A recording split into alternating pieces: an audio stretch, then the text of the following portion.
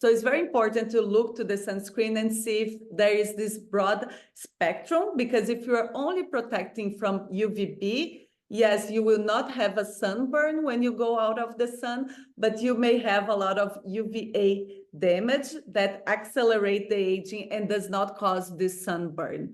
So the use of especially mineral sunscreen like zinc oxide, titanium oxide, they give protections for both UVA and UVB. So making sure like UVA and UVB are being like protected on the sunscreen. This is very important because you avoid sunburn, but also you avoid the photoaging caused by the UV radiation.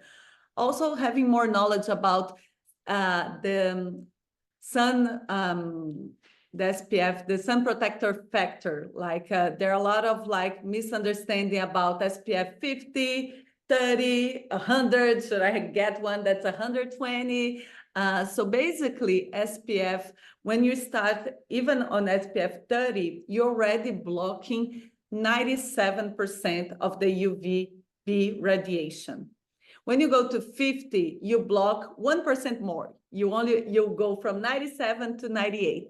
So more important than having like a sunscreen that is SPF 30, 50, or 100 is the amount of sunscreen that you're applying on top of the skin to really give you the protection that you want. So if you have a sunscreen that's SPF 50 or above, but you just apply a very thin layer, you're not getting protection from that sunscreen. If you have a sunscreen SPF 30 and you apply the correct amount of sunscreen, you will get more protection than if you have a lighter on a higher SPF.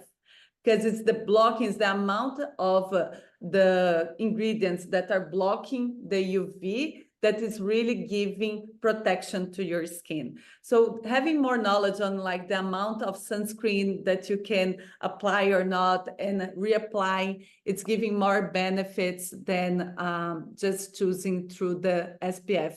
Being SPF, that's broad spectrum, there is also now, besides the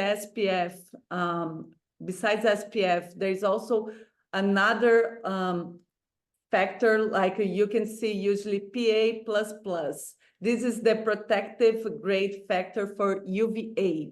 So the SPF is only telling you about the UVB. UVA is telling by this PA. So taking in consideration and looking that on sunscreen, you're getting more protection and you're protecting more your skin.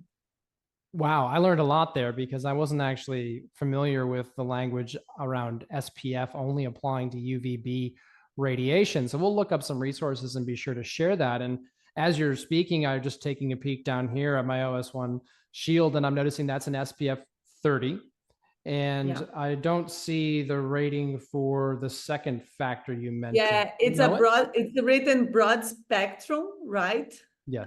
It's written broad spectrum. The PA, we on the first packaging was not there yet, but we know it's a PA 3+. We got that result already from the tests. Right. Okay. And I'm assuming that that's a pretty high score. Yes. Yes. You can have 1, 2, 3. You can have 4+ as well. The 4+ to the 3, it's kind of like a very slight difference. You want always something that at least have 3+.